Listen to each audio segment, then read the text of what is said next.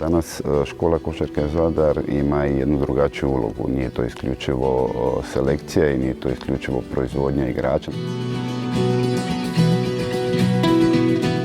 Želimo imati široku bazu, želimo da se djeca uključe u sport, želimo da se bave košarkom jer je to sport našeg grada. Želimo pozitivno utjecati u svim onim aspektima na koje se utječe na djecu kad se bave nekim sportom, tako da je to naša primarna zadaća.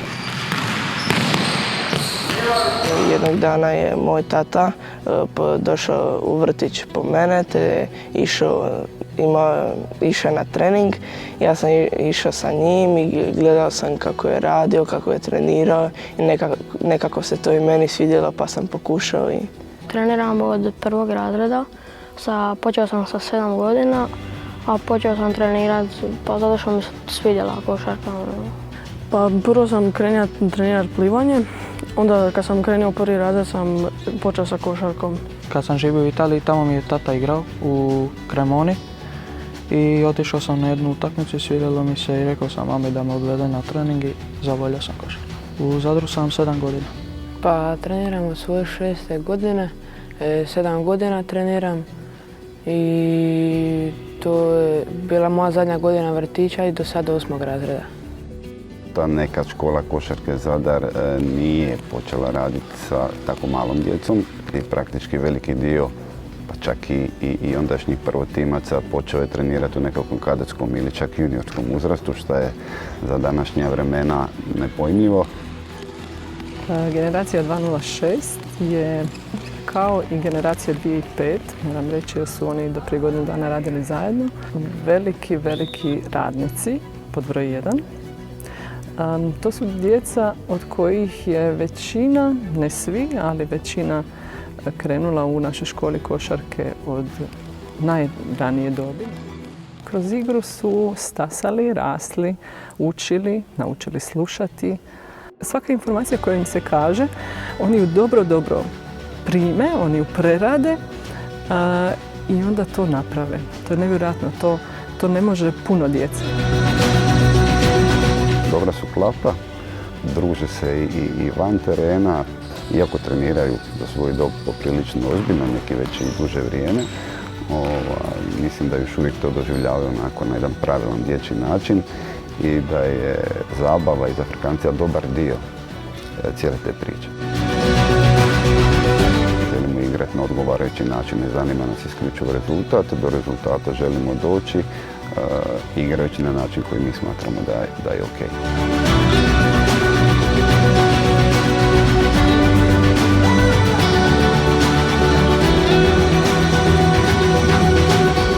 A uglavnom samo nam je taj najveći rival Cedevita i znali smo da će doći do utakmice s njom. Očekivao sam da ćemo igrati sa Cedevitom.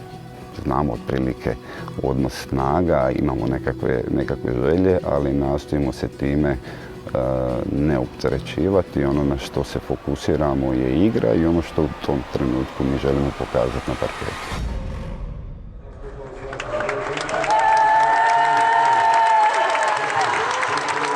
Bilo je stvarno odlično, nikad nismo igrali u ovakvoj atmosferi.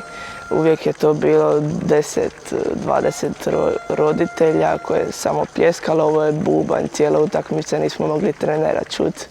Bilo je stvarno čudno i neopisivo. Rijetko kad igramo u takvoj atmosferi, ali meni je bolje da je takva. Može se reći da nas je to dodatno motiviralo. Bili smo puni samopouzdanja i naravno htjeli smo pred tolikom publikom dati sve od sebe i htjeli smo pobijediti. Atmosfera je bila super, sama atmosfera nam je dala krila. Nije lako u onim uvjetima, nije lako. Oni bez obzira šta su to klinci, bili su opterećeni malo s tim nekakvim statusom favorita, igralo se doma, na tribini je bilo pola rodbine, tako da sve skupe to njih sigurno opterećivalo. U dvorani velika buka, ne čuju trenera, a navikli su igrati slušajući trenera. Na početku smo se prepali. Kažem, stvarno ta atmosfera nije bila nešto što svaki dan viđamo.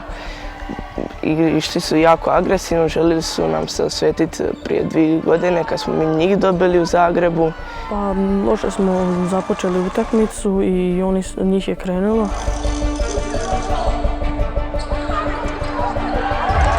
početku smo gubili, čak smo u jednom trenutku gubili po 16 razlike.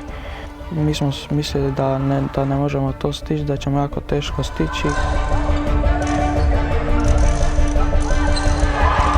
Pa na poluvremenu smo sami sebe motivirali da se vratimo i da ne odustajemo, da je sve moguće. Bili smo motivirani sa strane trenera, puni smo bili samopouzdanja i bili smo spremni ući još bolje nego u prvom poluvremenu. Rekao sam im da ništa još nije gotovo, rekao sam im da ćemo postaviti nekakve male ciljeve.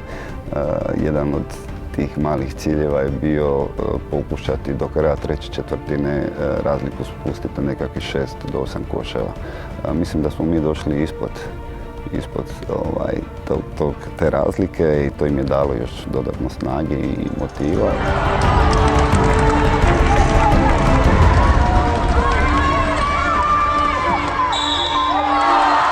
Kad smo zabili 2-3 koša, shvatili smo da su oni pali, mislili su da je gotovo, da su nas već dobili.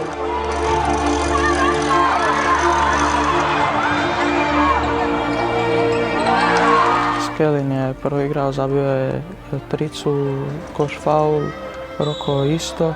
Kad sam prvo bio koš faul, to je bilo koš za izjednačenje. Prvo igrali smo. Pa sjećam se na primjer pri kraju kad sam zabio prvu tricu za vodstvo. Tad smo poveli sa 2 razlike.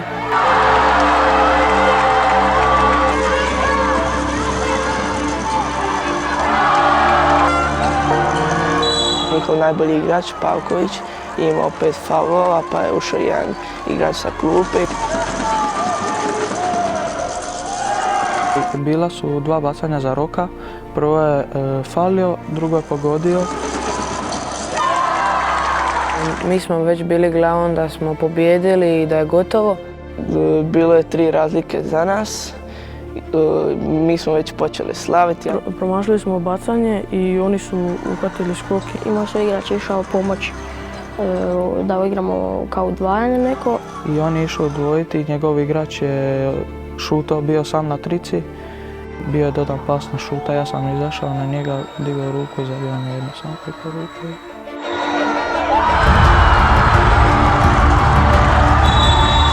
Pa, presekli.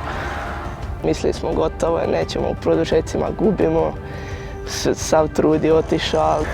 Ništa, pokušali smo tu tricu zaboraviti i koncentrirati se na ono šta nam slijedi. Kad je taj uzrast u pitanju, ponekad je ulaziti u nekakve velike detalje, čak kontraproduktivno, jer oni njih to optereti, nekakve osnovne okvire im dati, ali neka sami čitaju, prepoznaju i reagiraju s obzirom na ono što im se na terenu pruža.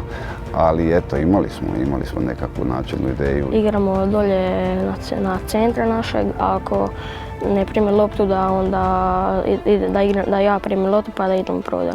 Pa rekao je, pitao me koga čuva, ko me čuva i čuvao me niski Borna Prlić i rekao je trener da igram ispod koša s njim leđno. Nego samo nam je rekao i da uživamo u finalu, to nam uvijek govori.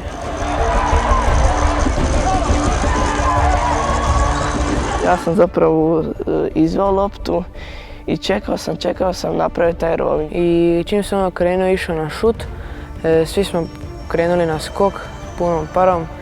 Pa išao sam prvo lijevo, jednostavno sam osjetio da mi jaše na desnu ravenu i samo sam ga krenuo i pao.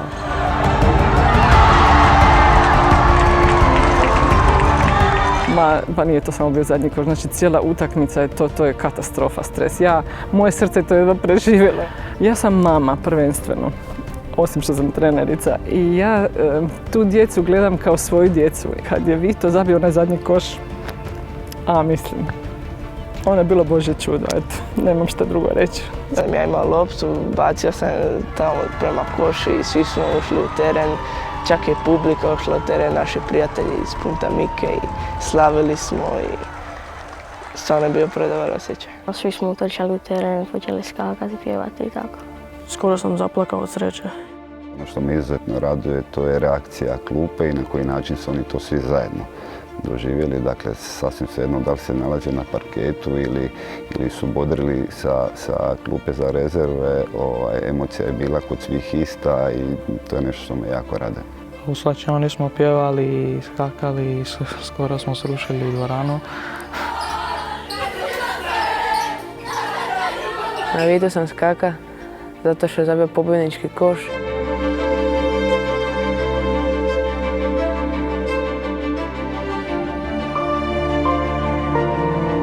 Toliko me adrenalin pukao da nisam ni znao što se dešava. U tim trenucima nešto što mi je prvo palo na pamet je otići do protivničke klupe, stisnuti ruku treneru Cedevite. Stvarno su lijepo odigrali, možda i preko nekih svojih očekivanja.